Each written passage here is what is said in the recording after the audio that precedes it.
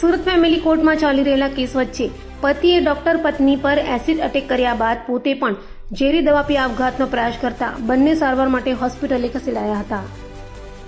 સુરતમાં ચોંકાવનારી ઘટના બની હતી, જેમાં ચાલુ કોર્ટમાં પતિ દ્વારા પત્ની ઉપર એસિડ ફેંકાયું હતું અને ત્યારબાદ પતિએ જાતે પણ ઝેરી દવા ગટગટાવી આપઘાતનો પ્રયાસ કર્યો હતો, જેથી બંનેની સારવાર અર્થે ખાનગી હોસ્પિટલ ખસેડવામાં આવ્યા હતા. તો આ કેસ અંગે મળતી માહિતી મુજબ જિલ્લા સેવા સદન ખાતે 5મી મળી આવેલી ફેમિલી કોર્ટમાં ખાધા ખોરાકીનો કેસ ચાલી રહ્યો હતો, જેમાં અરજદાર અને પક્ષકાર બંને હાજર હતા.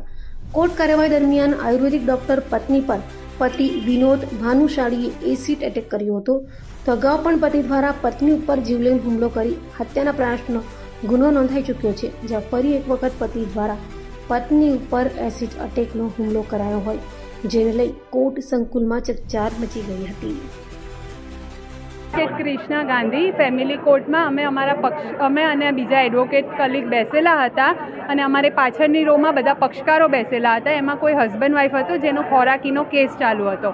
તો હસબન્ડે વાઈફ પર એસિડ અટેક કર્યો અને એમને નાખ્યું, તો અમારા પર બી થોડું આવ્યું, પણ પહેલાં ખબર નહીં પડી. પાછળથી ચીચાચીચ થઈ અને એ લોકોએ બૂમાબૂમ કરી એસિડ અટેક, ત્યારે અમને ખબર પડી. અને પછી એ બેનને કંઈ રાઈટ સાઈડ ઓલમોસ્ટ બર્નિંગ થયું, એટલે એને લઈ ગયા છે અને ભાઈએ બી કદાચ સુસાઇડ અટેમ્પ્ટ કર્યું છે, દવા પી લીધેલી છે. એડવોકેટ મુકેશ બાંધણિયા સુરત કોર્ટમાં પ્રેક્ટિસ કરું છું અને આજે ફેમિલી કોર્ટમાં બગા સાહેબની કોર્ટમાં ફેમિલી કોર્ટનો મેટર ચાલતો હતો.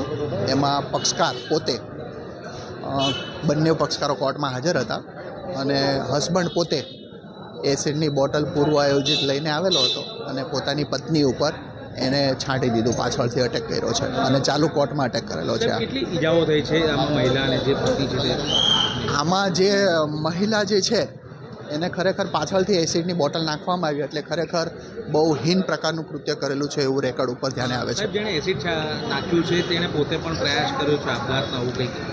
હા, જેના ઉપર એસિડ છાંટવામાં આવ્યું છે એ ઘટના ઓલરેડી આ અટેમ્પ્ટ ટુ મર્ડરની આરોપી દ્વારા બીજી ઘટના છે, તેથી કરીને એણે પણ પોતે ઝેર પી લીધેલું છે એવું અમને જાણવા મળેલું છે. અગાઉ કઈ પ્રકારે આ પ્રકારે કઈ ઘટના બની હતી, શું હતું? હા, અગાઉ પણ ફેમિલી કોર્ટનો મેટર ડિસ્ટ્રિક્ટ કોર્ટમાં ચાલતો હતો, ડોમેસ્ટિક મેટર. એમાં કોર્ટમાં જુબાની આપવા આવેલા હતા પક્ષકાર, ત્યારે એમણે એક વખત પત્ની ઉપર અટેમ્પ્ટ ટુ મર્ડર કરેલો હતો અને પેટમાં ચપ્પુ ઘુસાડી દીધેલું હતું અને એનો કેસ ઓલરેડી ઉમરા પોલીસ સ્ટેશનમાં પેન્ડિંગ છે. આરોપી પોતે બેલ આઉટ છે અને તેમ છતાં બીજા પ્રકારનું કૃત્ય ફરી વખત કર્યું.